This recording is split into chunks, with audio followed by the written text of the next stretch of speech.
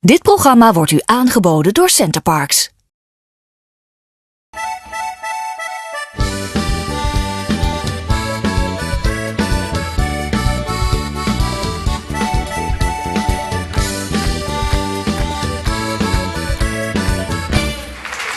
Ja, hartelijk welkom bij Thuis in Limburg, hier vanuit Centerparks Erpenrijden in Peer. En we hebben vandaag weer een programma vol interessante gasten, kan ik wel zeggen. Want zo zit al iemand klaar aan tafel, maar we hebben verder nog Stan Valks, bekende oud-profvoetballer en tegenwoordig technisch directeur van verschillende ploegen. Die komt vertellen bij welke ploeg die hier volgend seizoen gaat voetballen. We hebben een artiest die al 25 jaar in het vak zit. Die komt hier zingen, dat is Wim Rijken. En ik zei het al, er zit al iemand aan tafel. Dat is niemand minder dan de burgemeester van Lanaken. En Lanaken afgelopen vrijdag de stad van de dag bij ons bij TV Limburg. Hartelijk welkom, Marino Keulen. Goedemiddag. Ik begin gelijk over de naam. Mij viel het gelijk op Marino. Dat hoor je in Nederland niet vaak. Ook in België niet vaak, tenzij bij Italiaanse families. Het is eigenlijk een heel mooi verhaal, want ik kom uit een heel Vlaamse familie. Ik ben geboren in 1963. Stamvader, grootvader heette Marcel. Heel veel van mijn neven heten dus Mark of Marcel. Dan kwam ik op de wereld en mijn ouders twijfelden tussen Marcel of Mark. En dan was er een andere tante die zei, maar waarom zou je weer hetzelfde nemen? Waarom neem je niet iets anders? En zij werkte toen als maatschappelijk werkster bij de mijnwerkers hier in de streek rond Genk in Belgisch Limburg. En ze zei, ik kom net van bij een Italiaanse familie, daar is een jongen geboren. En ze hebben die Marino genoemd. En zei mijn ouders, ja Marino, dat hebben we nog niet vaak gehoord. Ja, maar zei ze, dat is toch net heel interessant, Marino? Heb je weer een keer iets anders, zo wat de anderen nog niet hebben en ook niet kennen? En er lag een mevrouw naast mijn moeder, ook in datzelfde moederhuis, in diezelfde kamer. En die zei, mevrouw, als jij, madame zei ze zo op zijn Vlaams, als jij uw zoon Marino noemt, dan noemen wij onze dochter. Zij hadden een dochter gekregen, Marina. Het is een heel gek verhaal, maar het is wel echt gebeurd. En zo geschieden. En zo geschieden. En zo heet ik ondertussen al 49 jaar Marino. En het gekke is, heel veel mensen, ook in de gemeente, want ik kom heel veel onder de mensen, spreken die naam altijd fout uit, maken daar Mario van of van alles, maar iets in de buurt van Marino. Maar het is wel iets wat op mij plakt, ja. Ja, het is iets wat u kleurt, zal ik zo zeggen, de naam al. Maar in 2005 werd u verkozen, ik moet er toch even op terugkomen, tot meest sexy politicus van België, uitverkozen door Durex. Kijk eens aan, zeg, wat een combinatie. Wat een reputatie. Ja, dat een zwak moment van de jury, denk ik. Maar hoe komt zo'n Durex erbij om... Ja, Durex had dus blijkbaar ergens een of ander nieuw product in hun soort van condooms op de markt gebracht. En hadden daaraan gekoppeld een enquête wie men de meest sexy politicus vond. En ik zal nooit vergeten, want ik wist dat zelf niet. Op een zekere ochtend word ik gebeld door Radio 2... Omroep Limburg, dus de Belgisch-Limburgse radioomroep van de VRT. En die begonnen meteen met mij te feliciteren. En ik dacht, is dit nu een grap? En toen zeiden ze, je bent verkozen tot meest sexy politicus. En toen zei ik, want ik dacht, dit is een spel. Dit wordt ergens opgenomen en achteraf word je daarmee geconfronteerd. Ik had zoiets van, het zal wel. En die zeiden, waarom zeg je niks? Ik zeg, ja, maar zet je met mijn voeten aan het spelen? En dan bleek dat dus te kloppen. Hoe dat dus ooit is gebeurd, het is mij nog altijd een raadsel. Ze zaten iets hoger dan de voeten, denk ik. Ja, inderdaad, blijkbaar op de een of andere manier. Mijn vrouw, want ik was nog niet thuis vertrokken, de chauffeur stond buiten te wachten, die zei, maar is dat wel serieus? Ik zeg, ja, je weet niet welk goud dat je in huis hebt, want blijkbaar voor anderen de meest sexy politicus. En het gekke is, ik ben daar ontzettend vaak en lang op aangesproken. Ik ben 6 jaar lid geweest van de regering, heel veel zware beslissingen moeten nemen en dan was het soms nog niet zo eenvoudig om daarmee in de media te komen, laat staan dat er iets bleef van hangen bij het brede, bij het grote publiek. Maar dat is iets wat mij gaat overleven, denk ik. Ja, fantastisch. Heeft u nog prijs gewonnen? Kreeg u nog een leger condooms toegestuurd? Of? Nee, helemaal niet. Want ik ben nog eens ooit gekozen tot radiofiguur van het jaar. Dat was in 2003. Had ik een mooie trofee gekregen. Zo ergens een of andere lamp uit een of ander piratenschip. Periode van Mi Amigo, van Veronica, jaren 60. Ja. Maar daar heb ik nooit niks van gekregen. Want daar vreesde ik eigenlijk een beetje voor. Ik dacht, want je moet dan daar ook mee naar huis komen. Maar dat was Verklaar dat maar. Verklaar dat maar en zeg dan maar dat de reputatie zuiver is. Maar er is nooit verder een gevolg aan gegeven. Maar het is wel iets wat blijft op mij plakken, ja. Wat verder ook blijft plakken is natuurlijk uw carrière. U bent lid van het Vlaams parlement nu. Ik wil dadelijk wel even voor alle Nederlandse kijkers ook horen wat dat precies is.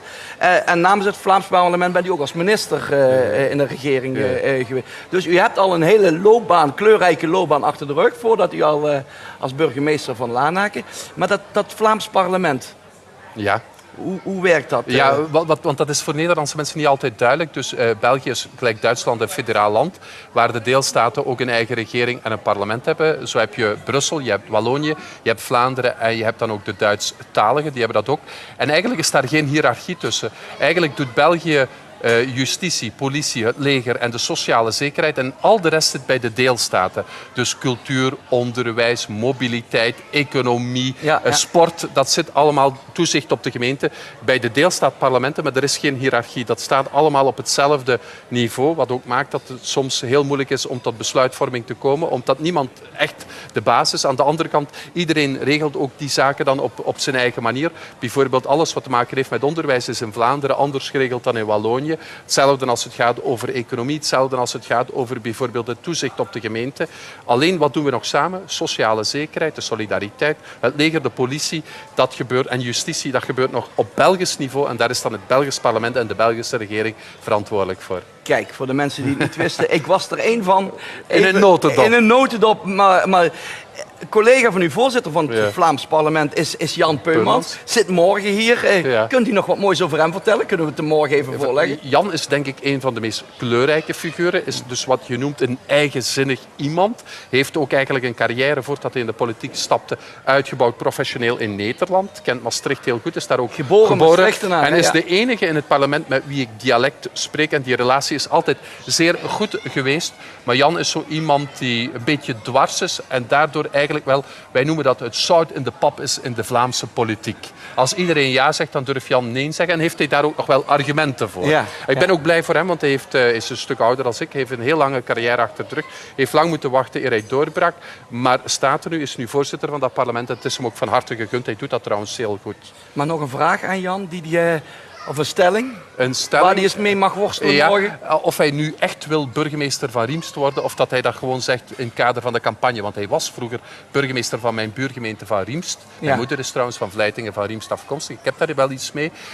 Maar of hij dat nu echt meent of dat eigenlijk meer een strategische zet is. Wij gaan het hem morgen vragen, absoluut. U bent burgemeester van Lanaken. Heeft Lanaken last van het invoeren van de wietpas in de buurgemeente Maastricht? Ja. Nee, maar dat is eigenlijk, voor ons is dat een zegen. Ook voor Riemst en ook voor Voeren en ook voor Visé. We stellen gewoon vast dat de drugstoeristen, de passanten zijn gewoon opgedroogd. De drugsrunners die eigenlijk potentiële drugskopers naar drugsverkopers brengen. Zij spelen een soort van makelaarsrol. Letterlijk voeren zij de mensen tot bij die verkooppunten.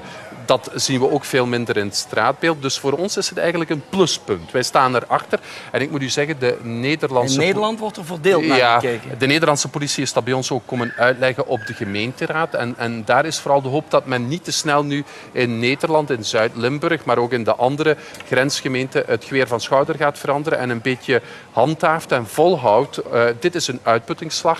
Wij moeten ook oppassen dat we onszelf nu niet eigenlijk verkneukelen met een Pyrrhusoverwinning. Het milieu, en dat bedoel ik het drugsmilieu, is gewoon afwachtend van hoe lang kunnen ze dat volhouden, die strenge controles, extra inzet van politiefunctionarissen. Hier mogen we niet opgeven.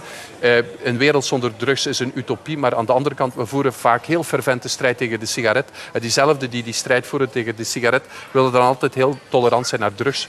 Gewoon vandaag de softdrugs, de opiaten zijn zo zuiver dat het eigenlijk voor de gezondheid van mensen en ook van jonge mensen echt ruïneus is. We moeten daar gewoon durven van zeggen dat dit gewoon slecht is. Dat is belangrijker dan de overlast die nou Maastricht zou hebben of zoals ik zelf aan een lijve wel waarneem in Venlo. van meer criminaliteit in het centrum? Ja, je moet daar denk ik vanuit de overheid, vanuit de autoriteiten, naar politie, naar justitie, extra op inzetten en echt de komende weken en maanden die strijd willen voeren. En gewoon duidelijk maken dat je dat gewoon niet wilt of dat je dat ook niet gedoogt. En ook niet dat je eigenlijk bij de eerste tegenwind die de kop opsteekt, dat je dan alweer meteen eigenlijk de strenge maatregelen die je neemt, dat je die weer intrekt. Nederland heeft nu eigenlijk het verhaal van de slang die in haar eigen staart bijt. Men is ooit met die coffeeshops gekomen om eigenlijk het uit de illegaliteit te halen en te zorgen dat mensen die drugs gebruiken gezond spul, tussen aanhalingstekens, zouden krijgen. Ondertussen stelt men vast dat de wereld van de criminaliteit, van de illegaliteit daar toch heel erg in verweven blijft, zeker op het vlak van de bevoorrading. Dus ik denk als overheid moet je daar toch die strijd durven leveren en ook naar de Nederlandse collega's, ik heb hun geen raad te geven, maar niet te snel opgeven. Ik vind u eigenlijk veel duidelijker dan de meeste Nederlandse politici die ik ken. Ja. Hey, in Lanaken, uw gemeente, wonen veel rijke Nederlanders. Mijn ex-collega Erik Meijer is een van degenen. Ik ben er nog niet aan toe. Zijn ze allemaal goed ingeburgerd? Ja, eigenlijk wel. In Lanaken wonen 6.669 Nederlanders. Dus dat is 669. Daar kijk ik van op, dat is echt veel. Dat is 28% van onze bevolking. Je moet ook weten, Lanakenaren gaan heel vaak werken in Maastricht. De ziekenhuizen struikel je over de Belgen, zoals men daar zegt.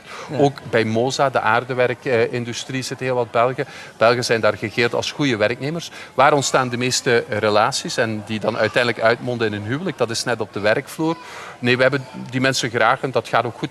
Rijke Nederlanders, ik denk dat je dat eigenlijk kunt beperken tot een 150-tal families. De rest zijn eigenlijk gewoon doorsnee mensen die bij ons komen wonen. Bij ons is wonen duur. Dat krijgen we ook vaak van de Lanakenaren zelf te horen. Maar het is daar nog altijd iets goedkoper dan aan de Nederlandse kant van de grens. En dan denk ik dat we toch 3 sterke punten hebben. De kwaliteit van de gezondheidszorg. Wat mensen heel erg appreciëren, geen wachtlijsten. Dokters komen ook als je belt. De kwaliteit van ons onderwijs, zeker het lager onderwijs, wordt door Nederlanders geroemd. En wie zijn wij om ze tegen te spreken? En dan ook denk ik dat we een iets meer Latijnsere manier van leven hebben. Zo meer Aleize op het gemak. Het Keumpwal. We doen het op het gemak. Ja. Het Bourgondische zoals wij... Ja, het zit er iets meer in. Ja. En voor ons is het wat soms aanpassen. We hebben met die Nederlanders het goed te stellen. Maar zij zijn geboren met iets op de lippen wat wij minder hebben. De vraag waarom. Ja. Een Nederlander wil alles uitgelegd hebben. Altijd. En dat kennen wij veel minder. Ja. Ja. Ik vind het wel interessant, het onderwijs. Je zegt, wie zijn wij om de Nederlanders tegen te spreken. Maar het verschil in onderwijs zit hem vooral in de striktheid van het onderwijs. Nederland gaat steeds meer naar vrij onderwijs. En daar is het nog gewoon van vrij klassiek. Luisteren. Ja, er zijn de 2 componenten wat we altijd horen van de Nederlanders. Het verhaal van orde en tucht. Kinderen leren ook nog zo'n beetje zich te gedragen. Dat is 1. Maar 2, ook vooral kennis. Bij ons is het ook nog heel erg kennisgericht. Een aantal pedagogen en mensen die heel lang hebben doorgestudeerd stellen daar vaak vragen bij. In Nederland heeft men dat op een zeker ogenblik allemaal iets meer losgelaten. Iets vrijer. Zo mensen moesten hun persoonlijkheid ontwikkelen. Moest minder dogmatisch zijn, minder aan regels gebonden. En vandaag stel je toch vast dat men eigenlijk achteraf op de werkvloer in het bedrijfsleven, ook als je later een job hebt, dat men toch nog wel verwacht dat mensen ook iets kennen. Dat als mensen een taal hebben geleerd, dat ze die dan ook daadwerkelijk spreken op het einde van hun opleiding, bij manier van spreken. Lijkt me wel handig. Ja, lijkt me ook handig, ja. Ja, daar zit het onderscheid. Uit wel ingelichte kringen weet ik dat u binnenkort weer gaat verschijnen op de Kiezelfeesten in Uyckhoven. Dat is een vast ritueel. Ja, en dat is iets... Ik heb daar mijn vrouw leren kennen in 1994 om 4 uur 's nachts. Oh, 4 uur 's nachts? Ik ben dus pas getrouwd op mijn 34ste. Ik zit nu ook al 24 jaar in de gemeenteraad. En ik was zo iemand die bij manier van spreken... als je alleen met je moeder leeft... weet je, die vrouw was weduwe, die was heel trots op haar zoon die dan plotseling in de politiek kwam. Dat liep allemaal heel goed. Ik werd daar goed opgepast. Ik was wel altijd bang als ik laat thuis kwam of ik dan wel mij altijd goed had gedragen. Vanzelfsprekend mij altijd goed gedragen. En... Zo ben ik eens ooit op die Kiezelfeesten verzeild en dat werd daar zo goed en ik ging niet naar huis. En zo ben ik daar mijn vrouw tegen de lijf gekomen. En zij zei, moet je niet naar je vrouw? Ik zeg, moet jij niet naar je man? En we waren beiden nog vrij. En zo is het eigenlijk de vonk overgeslagen. Liefde op het eerste gezicht. Ja, eigenlijk wel. En ik heb daar tot op de dag van vandaag nog geen spijt van. Ja, dat hoor ik graag. Dat hoor ik graag. Wat is het mooie aan Lanaken? Wat is voor u het mooiste van Lanaken? is denk ik toch wel ook dat wij een gemeente zijn waar wonen en leefkwaliteit nog echt samengaan. Lanaken is een dikke 6000 hectare groot. De helft daarvan is groen. Wij verkopen dat ook te weinig. Je kan je daar dus nog echt ontspannen. We hebben ook het mooiste dorp van Vlaanderen op ons grondgebied, dat is Oud-Rekem. Het is een prachtig dorp, heel mooi gerenoveerd. Destijds eigenlijk ook door Nederlanders in gang getrokken, want wij hadden dat wat opgegeven. We hebben ook het mooiste monument van Vlaanderen, de Burchtruïne, de Waterburcht in Pietersheim. We hebben sowieso ook, denk ik, eigenlijk alles nogal heel erg op mensenmaat. Waar ik zelf woon, grens Lanaken, Neeraren. We hebben daar bijvoorbeeld de bossen, de Hochterbamt. Ik wandel daar nog eens, van daaruit naar Smeermaas en zo, door naar Maastricht. Op tot rust te komen, dagrecreatie, ontspannen, kan je eigenlijk in Lanaken, vind ik, op een voorbeeldige manier. Dus eigenlijk is het gewoon het leven en het wonen, het leefklimaat is fantastisch. Ja, is ook zo. En dat is de Maastreek, het is ook een beetje microklimaat. En dan ook de nabijheid van Maastricht. Ik moet u zeggen, om mij te ontspannen, mijn vrouw ook, we trekken nog wel eens naar Maastricht. We houden ook van die stad. Het is ook de meest Belgische stad, zeggen ze zelf, van heel Nederland. Een beetje, denk ik, het gevaar dat ze aan haar eigen succes dreigt wat kapot te gaan. Want het is bijvoorbeeld op 21 juli, onze nationale feestdag, zijn we gewoon na een half uur gevlucht. Het was gewoon te druk. Je kon er eigenlijk gewoon niet meer keren of draaien. Letterlijk op de koppen lopen. Ja. En eigenlijk, want het zit, vind ik, heel goed in elkaar. Ik denk voor elke burgemeester is Maastricht een voorbeeld wat betreft inrichting, urbanisatie, ruimtelijke ordening. Geen leegstand, geen verkrotting meer. Dat was in de jaren 70 wel anders. Ik vind het een heel knappe stad, een heel mooie stad. Maar ze dreigt een beetje eigenlijk aan haar eigen succes een beetje kapot te gaan. Is te zwaar uitgedrukt, maar daar toch wel wat nadelen van te ondervinden. Ik denk dat na al die woorden sowieso de Maastrichtenaar weer een stukje gegroeid is. Hij verdient vandaag. dat ook. Ja, uiteraard. Het zijn onze naaste buren. 12 kilometer gemeenschappelijke grens. Ja. Maar voor het culinaire gedeelte hoef je ook niet naar Maastricht, want dat is ook goed voorzien bij Lanaken. Ik denk het wel. Dat is trouwens, de Belgische keuken vind ik de beste van de hele wereld. We zijn veel te bescheiden. Dus wij hebben de beste bierbrouwers van de wereld. En kom je ergens, god weet waar in de wereld, krijg je Heineken. Met alle respect voor Nederland. Maar dat is naar Belgische normen eigenlijk afwaswater. En ik zeg nu iets heel gemeen natuurlijk, terwijl ik de Nederlanders graag heb. Maar wij zijn niet zo goed, vind ik, in de marketing, wat Nederlanders veel beter kunnen.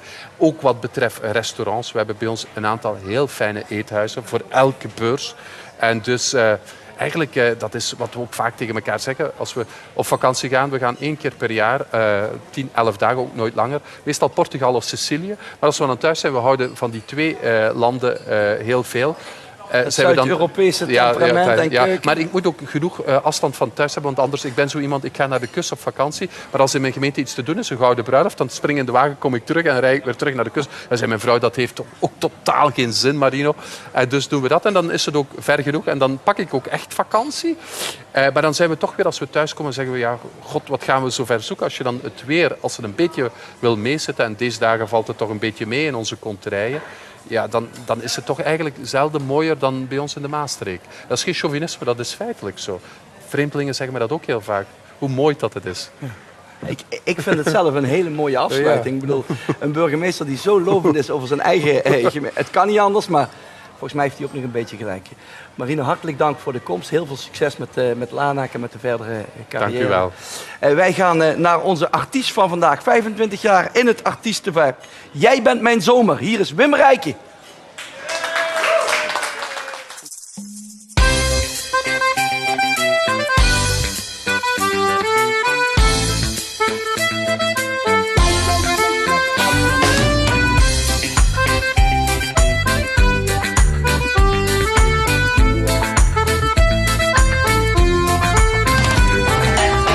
Ik zag je lopen, jij keek me aan. Ik wist meteen, jou laat ik nooit meer gaan. De zon ging schijnen onder een boom. Fluisterde jij, dit is een roze droom. Wil je wat drinken, daar is een terras. Sinds dat moment is niets meer hoe het was. Jij bent mijn zomer, het hele jaar. De zon op mijn huid, de wind door mijn haar. Jij bent mijn zomer, laat het altijd zo blijven.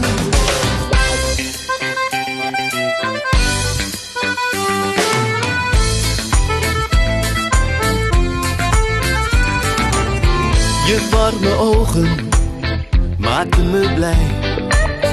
Je lieve lach gaat nooit aan mij voorbij. Je zoete lippen, een zachte zoen. Het maakt me gek, ik kan er niets aan doen. Zonnige zomer, ik deel er met jou. Alles is mooi, omdat ik van je hou. Jij bent mijn zomer, het hele jaar. De zon op mijn huid, de wind door mijn haar. Jij bent mijn zomer, laat het altijd zo blijven.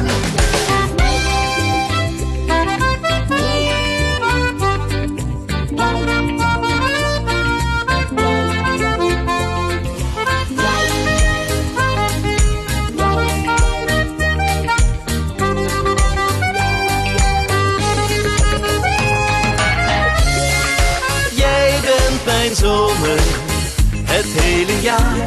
De zon op mijn huid, de wind door mijn haar.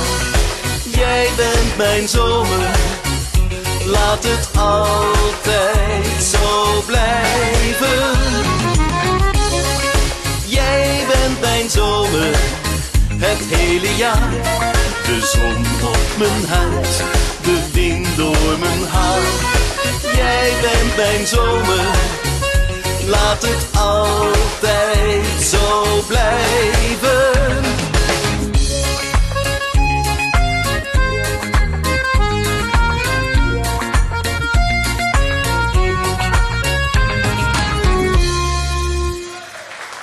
Ja, dat was onze artiest, al 25 jaar in het vak, Wim Rijken met Jij bent mijn zomer. Inmiddels hier aan tafel aangeschoven ex-international Stan Valk. Stan, welkom. Dankjewel. Stan, en zoals straks aangekondigd, je gaat bekendmaken bij welke club jij volgend jaar voetbalt. Nou ja, dat heb een beetje verrast. En natuurlijk, zoals altijd, zijn er heel veel aanbiedingen. Maar ik blijf toch gewoon in Arcsen voetballen. Waar ik mijn carrière begonnen ben. Waar ik eigenlijk heel weinig geweest ben de afgelopen jaren. Omdat ik eigenlijk over heel de wereld heb gewerkt.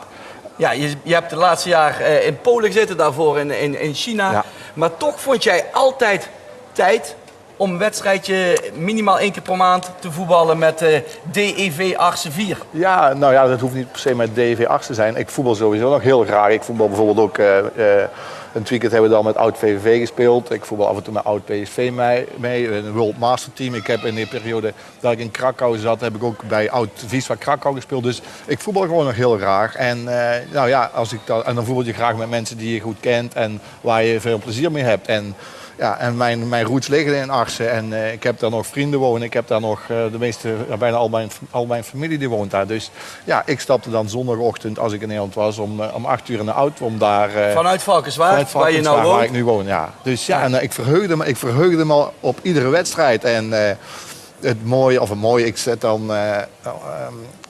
in een auto, dan zet ik de radio aan en op een gegeven moment dan krijg je L1. En ja, toevallig dan zondagochtend altijd gezellig muziekprogramma. Dus ja, dan ik ken die zender niet, maar nou, dat kan ja, aan mij niet. Maar dat ligt dan aan jou. Je bent weer van een andere generatie waarschijnlijk. Dus en dan voelde ik altijd wel weer thuiskomen.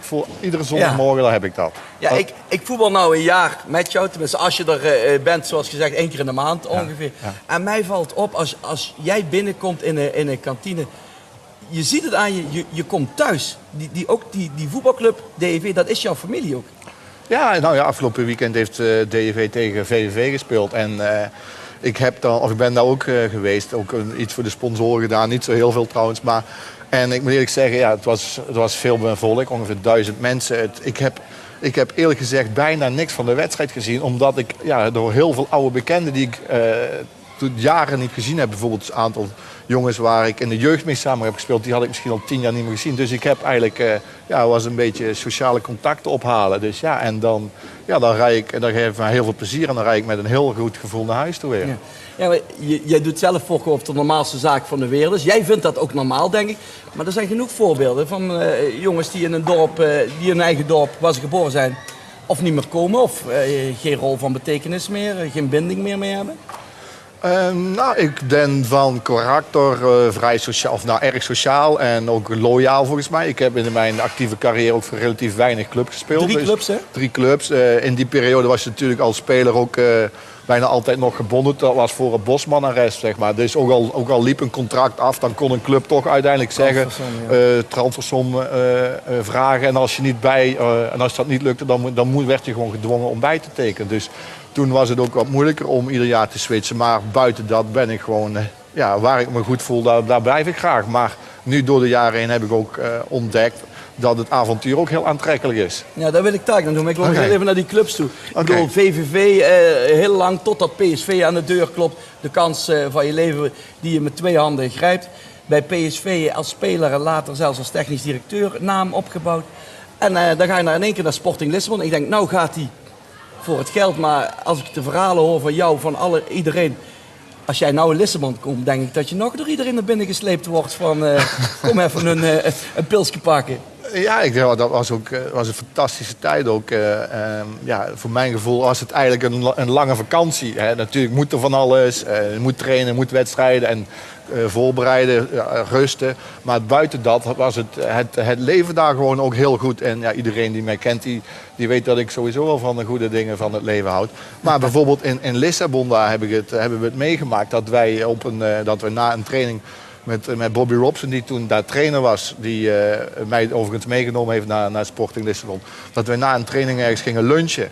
En uiteraard op het terras ergens buiten. En nou, het was zo gezellig, we bleven maar zitten. Dat we op een gegeven moment zaten we een uur of 6, 7 te hebben, maar de menukaart voor het diner gevraagd. Dus we hebben op dezelfde terras hebben we geluncht en gedineerd. Dus ja. Ja. Dus, maar om aan te geven dat ik daar ook intens van genoten heb. En ik heb nu recentelijk nog een aantal keer contact gehad met oudspelers van Sporting. Ja, maar dat vind ik typisch Stan Valks. Je houdt binding met de clubs waar je een band mee hebt, waar je het naar je zin hebt gehad. Daar blijf je ook terugkomen. Of is dat nou met PSV niet meer zo? Jawel, ik ben afgelopen weekend was dan dat toernooi van PSV. Die hebben een toernooi in Polen gespeeld. Met Benfica en Atletico Bilbao en een Poolse club. En daar ben ik geweest en dan ben ik gewoon in het hotel van PSV geweest. Dus nee, wat dat betreft is er niks aan de hand bij PSV. Tussen mij en PSV. Nee, ik kom er nog op het stadion, op de hertgang. Dus ik spreek nog met iedereen. Dus nee, er is niks aan de hand. Je bent in China geweest bij Shanghai Shenghua. Ja. Lumpia gaat je makkelijker af om te vertellen. Ja, Lumpia is makkelijker. Dat moet je nageven. Je ziet er nog goed uit voor iemand die van de geneugten des levens houdt. Daar heb ik wat meer moeite mee. Ja, misschien heb je wat meer aanleg. Misschien heb ik wat meer discipline gehad. Dat weet ik niet. Ik denk het wel. Jij zeker met die discipline. China, ja. De keuze toen... dat was natuurlijk een opvallende keuze. Ook voor mijzelf. Dat was na de hectische periode bij PSV. En ik had zoiets van, eerst maar eens alles laten bezinken. En dan kijken wat er allemaal op je pad komt. En toen had ik eigenlijk iets uit Zuid-Amerika, een voorstel. En eentje uit China en een uit Oost-Europa. Maar was het dan niet meer een vlucht dat je dacht, even helemaal weg? Nee, toch niet. Nee, want ik ben pas een half jaar later daar naartoe gegaan. Dus dat was zeker geen vlucht. Maar ik had wel zoiets, nou wil ik eigenlijk ook iets heel anders. In Nederland in principe ben je daar, niet om stoer te doen of groot te doen, maar ben je eigenlijk uitgeleerd. Hè, qua nieuwe dingen, nieuwe inzichten, al dat soort dingen waar je mee te maken hebt in dat vak. En dus toen besloot ik eigenlijk voor het avontuur te gaan. En ik was blij dat mij die kans werd geboden. En toen ik daar kwam, we zaten eerst op trainingskamp in Turkije 3-4 weken. En ik dacht echt dat ik in een andere wereld terecht was gekomen met die Chinezen allemaal. Dus, ja, dat geloof ik. Ja, maar uiteindelijk was dat eigenlijk ook, net als in Portugal, ook eigenlijk een goed betaalde vakantie. Het is 1 seizoen geweest. Het seizoen in China ben je volgens mij het hotel niet uit geweest. Ofwel, ik bedoel, je hebt niet een normaal huis gewoond daar. Nee, ik woonde daar in een hotel. Alleen ik reisde altijd met de ploeg mee. En wij speelden dan ook nog Aziatische Champions League. Dus, ja, en China is natuurlijk een groot land. En op een gegeven moment, toen halverwege het seizoen, was de kortste uitwedstrijd, de kortste reis voor een uitwedstrijd, dat was een Champions League wedstrijd. Het was 1 uur en een kwartier vliegen naar Korea. De rest was allemaal verder. Dus dat zijn dan... Ja, en dan, dan vroeg ik bijvoorbeeld, als we een uitwedstrijd hadden, vroeg ik van tevoren, is dat wat voor stad is dat? Dus een grote stad? Zeiden nee, het is een kleine stad. Er wonen maar 8 miljoen mensen. Nee. Dus die denken er anders over dingen. Maar al met al was het een fantastische ervaring en heeft mij eigenlijk ook mijzelf beter leren kennen. Ik was eigenlijk heel slecht in alleen zijn. Een groot gezin opgevoed, altijd mensen om je heen. En daar zat ik dan alleen. En ja, dus, in die grote stad. In die grote stad. En een fantastische stad overigens. Maar dus ik heb mezelf beter leren kennen. Dus ja, dan neem je ook weer mee. Je ontwikkelt jezelf daardoor ook. Wat heb je geleerd dan van jezelf? Ik was altijd iemand die mijn eigen gang wilde gaan. Met de discipline die voor alle verschillende zaken vereist is. Maar ja, je moet als je daar te principieel opstelt, bijvoorbeeld over besluitvorming of zo, dan en je maakt je daar druk. Hier zou ik bijvoorbeeld druk maken. Dan probeer je mensen om te praten of te overtuigen met de juiste motieven. Maar dat heeft daar geen zin. Dus dan kun je wel zeggen dan kun je wel gefrustreerd raken. Maar de enige die je mee hebt, ben jezelf. Ja. Dus je moet daar flexibeler zijn in een aantal zaken. Dus dat zijn dingen die je dan leert. En je hoeft niet met de vuist op tafel te slaan, want er wordt niemand reageert daarop. Maar ze hebben ook wel mooie uitspraken. En in Polen, want de laatste periode heb je bij Wisła Krakau gezeten. Met Robert Maaskant nog kampioen geworden. Ja. Afgelopen jaar 7e. Wat heb je daar geleerd? Nou, China is dus vol communistisch nog. En Polen zit er dus al een beetje half tussenin. Dus je hebt daar duidelijk de generatiewisseling. Zeg maar van mijn generatie zo rond de 50. Die zijn dus in het communisme opgevoed, maar ook sinds 20 jaar vrij liberaal, zeg maar. Dus ja, die zitten nog op een balans van, ja, soms stellen ze zich communistisch op en soms liberaal. Dus die zijn moeilijk te peilen. De jeugd is... Die is helemaal vrij en die zijn open, die spreken goed Engels. Maar ja, dat is ook, en Polen is een groeiend land, is een groot land. Het is een mooi land, wat je van tevoren niet verwacht. Je verwacht Polen, grijs, grauw, regen, mist. Dat is mijn beeld van Polen. Ja, dat was afhankelijk voor mij ook. Maar Krakau in het bijzonder, maar ook een aantal andere steden. Dat is gewoon hele mooie, leuke steden. En het weer is daar als landklimaat, maar veel droog. Dus weinig regen, weinig mist. Maar ook daar heb je veel vlieguren gemaakt, heb ik begrepen. Als technisch directeur heb je de hele wereld over gevlogen. Ja, ik heb de afgelopen maanden dan iets minder. Maar ik denk 2011, ja. Dat jaar heb ik denk ik wel misschien wel meer gevlogen dan menige piloot. Ja. Bizar toch? Ja, maar ja. En spaarde je Airmiles? Ja, ik heb wel verschillende kaarten en zo. En korting en alle. Ja, dat heb ik wel heel snel verzameld. Je eigen vliegtuig kunnen aanschaffen. Dat was misschien goedkoper geweest. Ja. Polen is dat is want het is eigenlijk nooit heel nadrukkelijk in de media gekomen. Maar volgens mij is, als het goed is, Polen is afgelopen. Ja, het is sinds 1 juli eigenlijk. Had nog mijn contract liep nog een aantal maanden door. Maar afgelopen periode zijn er heel veel zaken veranderd. Bijvoorbeeld de man die mij daar naartoe heeft gehaald is vervangen, is eigenlijk weggestuurd. Robert Maaskant, die ik dan zelf als trainer daar naartoe heb gehaald, die is vervangen. Daarnaast dus met een top in de club heb ik minder binding. En ja, het is ook mooi. Dus ik ben eigenlijk ook wel weer toe aan iets anders. Ben je toe aan iets dichter bij huis? Want je bent toch heel vaak van vrouw en kinderen weg geweest? In principe zou ik wel iets dichter bij huis willen werken, ja. En dan kan het, tenminste dat de basis, zeg maar, of Valkenswaard of Eindhoven of Nederland is. En dan kan ik van hieruit nog overal naartoe gaan. Ja, en dus ik zit ook een beetje in dubio nu, want ik heb zeg maar een voorstel om voor een bedrijf te gaan werken vanuit Londen. Of weer in de voetbalmarkt. In de voetballerij, ja. En dan zou ik vanuit Nederland kunnen doen, dus dat longt eigenlijk wel. En daarnaast ben ik ook met 2 clubs eigenlijk in gesprek, maar oriënterend. En dat wordt... Ja, Vitesse werd je gesignaleerd. Ja, dat klopt, ja. Maar dat werd gezegd, maar dat is niet aan de orde. Nee, dat is er niet aan de orde. Nee. Ik richt mij op het buitenland en ik zat daar eigenlijk gewoon omdat ik alle partijen goed kende. Meer uit je makelaarsfunctie dus? Nou, niet echt. Dat was meer als een adviseur en een beetje, gewoon Van Fred, een beetje, het gesprek op gang houden. Dus wanneer verwacht je duidelijkheid? Je moet natuurlijk wel te combineren blijven met ons team, hè? Jawel, maar dat staat ook altijd voorop op de agenda. Ja, oké. Want Nee, maar heel ik- Arsen heeft zoiets stand moet komen het seizoen wel iets meer komen voetballen nog. Nee, maar ik ben nu de afgelopen weken al wat meer thuis. Ik ben heel veel vriendschappelijke wedstrijden heb ik bezorgd. Ik ben bijvoorbeeld net voor het weekend even nog bij in Genk geweest. Daar zit Luc Nielis met een Turkse ploeg op trainingskamp. Gisteren ben ik bij een wedstrijd geweest in Doorwerth, waar een Getafe speelde tegen een Turkse ploeg. Dus ik ben ook gewoon in contact aan het onderhouden en overal. Afgelopen zaterdag heb ik je gezien bij VVV Osasuna. Uiteraard, Ja. Dus nee, maar daar is nu tijd voor en dat vind ik ook heel gezellig en belangrijk. En Stan, ik wens jou heel veel sterkte, succes met het maken van de keuze van de juiste werkgever. Dank je wel. En ik hoop je heel vaak nog te zien in Arsen op voetbalveld, want dan weet ik dat wij een goede speler erbij hebben. Stan, bedankt. Wij gaan door met een andere topsport. Een andere topsporter uit Nederland, uit ons eigen Brunssum. Peter Hellebrand, momenteel op de Olympische Spelen. En als schutter misschien wel kans hebben op eremetaal.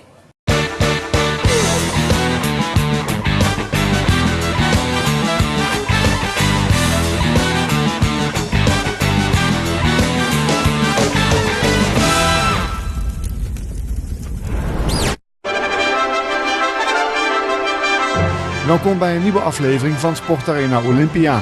In deze serie stellen we sporters met Olympische of Paralympische aspiraties aan u voor. Vandaag aandacht voor luchtgeweerschutter Peter Hellebrand, die op medaillejacht gaat in Londen.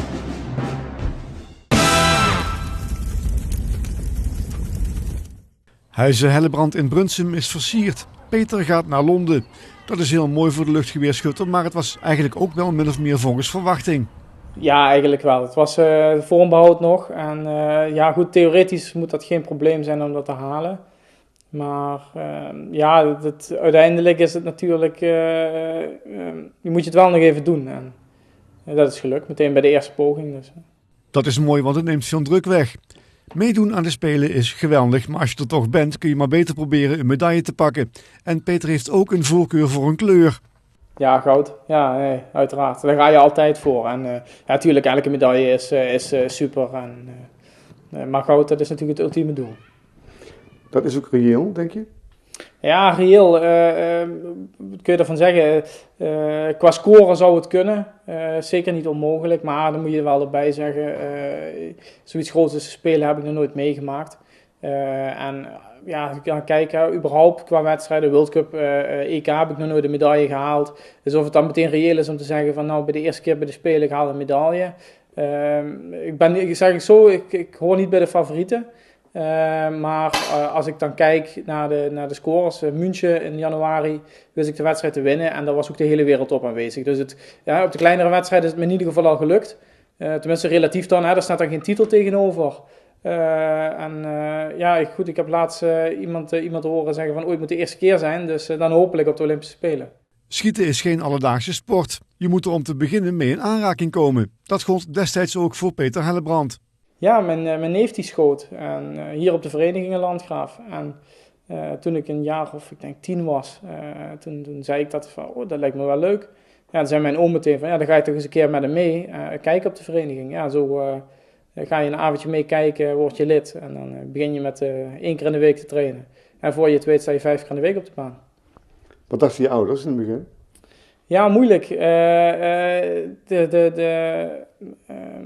Als je schietsport hoort, dan denk je meteen op wapens, geweld.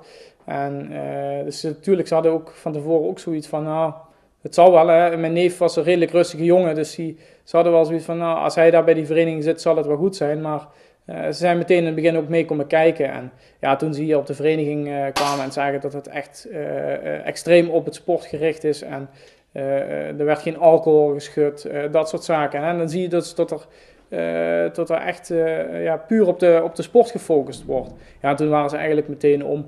Schieten is geen hockey of voetbal. Zeker in Nederland is het een kleine sport waarbij Peter het geluk had dicht bij huis een vereniging te vinden. Nee, dat klopt. In ieder geval op de Olympische disciplines is dit de dichtstbijzijnde vereniging voor mij. De eerstvolgende zit geloof ik in Zwalmen. Dus dan wordt het inderdaad lastig om daarop af te gaan. Maar kleine sport, relatief in Nederland wel natuurlijk. De bond heeft zo'n 44.000 leden ongeveer. Maar ga je het vergelijken, onze oosterburen, in Duitsland hebben ze een paar miljoen leden. Wereldwijd, begreep ik laatst, is het zelfs de grootste sport die er is, georganiseerde sport die er is. Dus dat verklaart ook meteen waarom het Olympisch is. Iedereen denkt van, nou, zo'n kleine sport, onbekend. Maar wereldwijd is het wel heel groot. Goed schieten is een kunstje dat je moet beheersen. Dat kunstje heet talent. Dat heb je nodig, want het doel is heel klein. Ja, dat klopt. Het doel is eigenlijk een penpuntje, hè, als je op papier zet. Een halve millimeter groot op 10 meter afstand.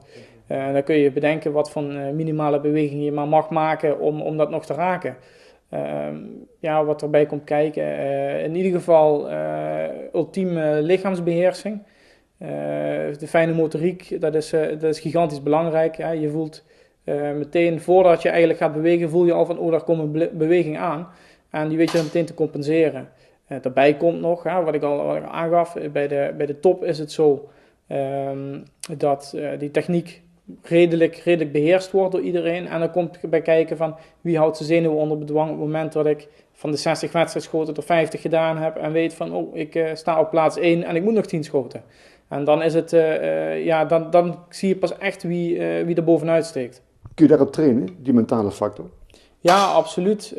Dat doe je ook wel. Hè? Maar eigenlijk de beste training is gewoon door het vaak te doen. Dus vaak die grote wedstrijden te schieten, vaak in die situatie te komen. Want in een training is dat natuurlijk leuk en je probeert het ook wel enigszins te simuleren. Dat lukt tot een bepaalde mate ook wel, maar dat wordt gewoon moeilijker op het moment dat je echt druk bent, echt zenuwachtig en echt graag wilt winnen. Dan dat is bijna niet te simuleren. Dus dat is gewoon hoe vaker je zo'n wedstrijd meemaakt, hoe makkelijker dat op een gegeven moment wordt. Of makkelijker, maar je leert ermee omgaan in ieder geval. Het pak dat hij draagt is enorm stug. Dat ondersteunt met name de rug om het wapen gedurende een wedstrijd te kunnen blijven dragen. Ook de schoenen zijn speciaal. Ze zijn het extreme tegendeel van puntschoenen.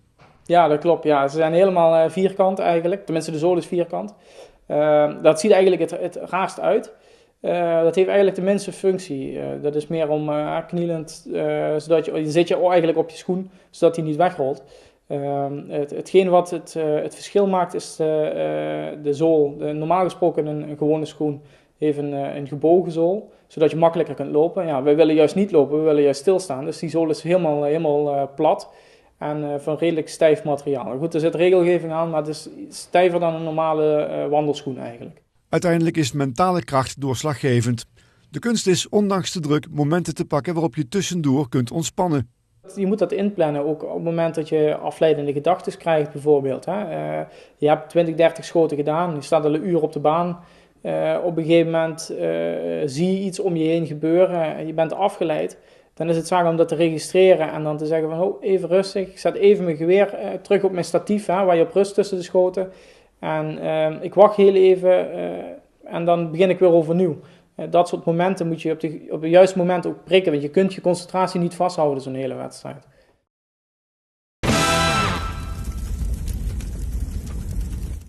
Sinds jaar en dag is Jo Frings de trainer van Peter Hellebrand. De vraag is wat je als trainer nog kunt toevoegen als je pupil zo enorm veel talent heeft. Je kunt hem begeleiden en werk uit handen nemen. Je kunt kijken waar kleine dingen misgaan, die kun je opvangen. Je kunt ze verbeteren. Zulke dingen zijn nou aan de orde.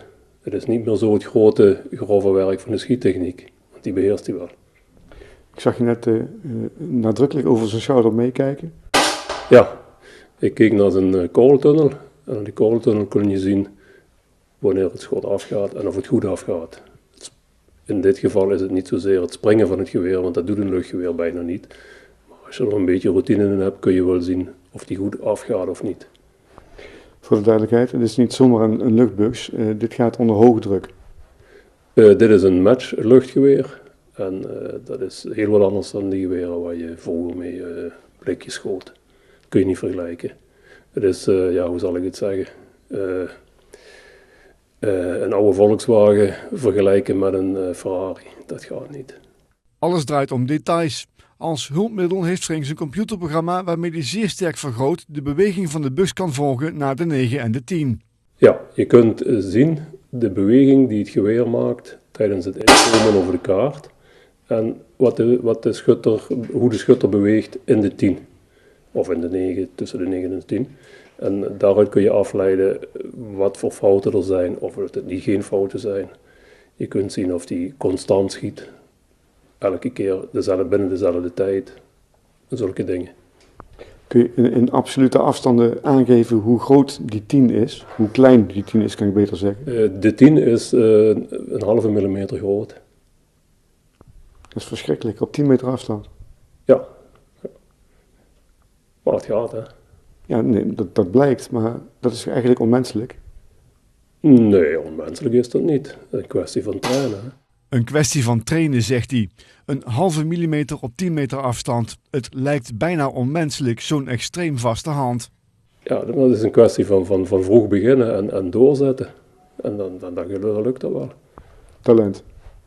Talent, wil, doorzettingsvermogen.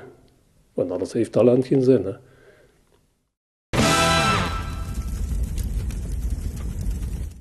Vriendin Suzanne en zijn ouders zijn Peters grootste fans. Moeders keken raar op toen hij voor de schietsport koos, maar de jonge Peter kreeg alle steun. Dat vond hij heel erg leuk. Hij deed ook tennissen in die tijd. En schieten, dat had iets extra's. En dat vond hij zo geweldig. En toen deed hij het ook nog heel goed, dus dat is natuurlijk ook heel stimulerend. Hè? Als je dan daarmee begint en je komt uit het niks, boem, meteen heel goed tevoorschijn. Ja, dat stimuleert wel om ermee verder te gaan. In het begin dan is het gewoon, God, hij gaat schieten en je brengt hem naar de vereniging. En meestal bleef ik daar staan de hele tijd en dan weer terugrijden. Dus in het begin viel het nog mee, dan was het nog maar naar Schaatsberg, dus een kilometer of 12, 13. Ja, en dan opeens gaat het wat beter en dan gaat hij dus naar Aken. Dat is al een 50 kilometer rijden heen en 50 terug. En zo gaat het steeds verder. Dan komt hij in een kernploeg, ja, dan moet je dus om de 2 weken naar Bemmel rijden. Waar toen dus de kernploegtrainingen waren. En dan was het zaterdagsmorgens om 7 uur in de auto stappen. En was je rond 9 uur was je dus dan op de schietbaan. Nou, dan dronk je nog een kop koffie en dan ging je weer naar huis. Heb je hem makkelijk los kunnen laten toen Suzanne in zijn leven kwam? Ja. Misschien omdat ik Suzanne geweldig vind. En dan heb je als ouder rust. Het klinkt misschien heel stom, maar we hebben er maar 1. Dus het is wel afwachten met wie komt hij dan op een gegeven moment thuis. Maar die klik was er meteen. Wij vinden dat ze een geweldige schoondochter is en een geweldige vriendin voor Peter. En hem ook alle vrijheid geeft, ook in zijn sport. Ze zag al heel gauw in dat hij tegen het wereldniveau aanzat. En ja, zij kon dat tegenhouden of daarin meegaan en hem mee stimuleren. En zij heeft gedacht van, wie ben ik om daarin tegen te gaan? Dus zij stimuleert hem ook. En ja, dat zou het enige punt zijn geweest waardoor wij misschien wat moeite gehad zouden hebben. Maar dan nog zou het hun keuze zijn. Suzanne is zijn steun en toeverlaat, al zal dat best lastig zijn. Want topsporters hebben wel eens de neiging zich te bezondigen aan tunnelvisie. Hij heeft absoluut geen tunnelvisie. Nee. Want daar ben ik misschien weer te veel aards voor. Dus dan haal ik hem wel wat terug als het niet goed gaat. Zo van, Hellebrand, even opletten. Ik ben er ook nog. Ja, nee, dat komt wel goed. Daar ben ik wel mondig genoeg voor. Dan haal ik hem wel even terug. En ook de cavia's krijgen zo nu en dan de volle aandacht. Tja, de Spelen. Suzanne heeft een leuk plekje in gedachten voor de eventuele medaille. Nou, ik zei eigenlijk meer in de fritinenkast of zo. Daar kan wel een plaatje van komen. En die kans wordt nou steeds groter, want hij mag nou gaan. Dus misschien moet ik hem toch maar langzaam leegmaken. En dan kan daar een mooi plaatje gemaakt worden.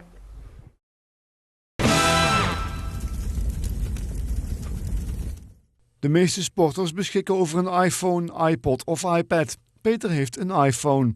Ja, nee, dat klopt, ja. Het iPad heb ik ook. Worden gebruikt bij het schieten. Er is al een app, er komt nu een nieuwe aan, waar je de schoten allemaal mee kunt eigenlijk intekenen op het scherm. En dat is van belang, achteraf kan ik dan terugkijken welk schot ik op welke positie heb geschoten. En de trainer kan daar ook bij ingeven wat hij gezien heeft. Heb ik een beweging gemaakt? Of bijvoorbeeld buiten, waar het eigenlijk het belangrijkste voor is. Op het moment dat er bijvoorbeeld net begint te waaien, op het moment dat ik het schot doe, dat zie je niet. Het zie je zelf niet. Hè? Je kijkt van tevoren, je denkt van ja, nu kan ik schieten. En dan kan net op dat moment kan de wind opkomen. En dan schiet je een schot. Die zit dan eigenlijk in de windrichting naast de 10. Of ja, misschien nog wel een beetje in de 10. En die kun je dan niet verklaren. Want je denkt van nou, die was toch goed. Op zo'n moment kun je dan achteraf, of op het moment dat je de baan uitkomt, met je trainer overleggen en zeggen van ja, met dat schot. En dan kan hij kijken en dan heeft hij daar genoteerd van oh ja, wind van links. En zo kan ik zaken analyseren na de wedstrijd. Dus dat is wel belangrijk. Gebruik je die dingen ook in de voorbereiding naar een wedstrijd? Bijvoorbeeld met muziek of zo? Ja, ook. Ja, muziek. Ik ben niet heel erg van om van tevoren met veel muziek me voor te bereiden. Ik ben meer van ik ga even rustig zitten, oordopjes in en ik denk na over wat ik moet gaan doen. Maar dat komt zeker voor. En in ieder geval op de reizen. Hè. Je zit heel veel in de auto, vliegtuig, trein, noem het maar op. En dan is het wel fijn als je iets van afleiding hebt.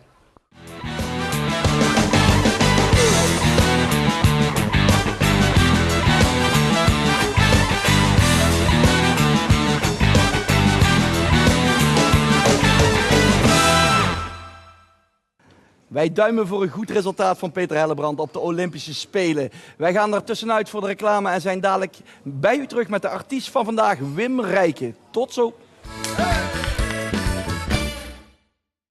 Dit programma werd u aangeboden door Centerparks.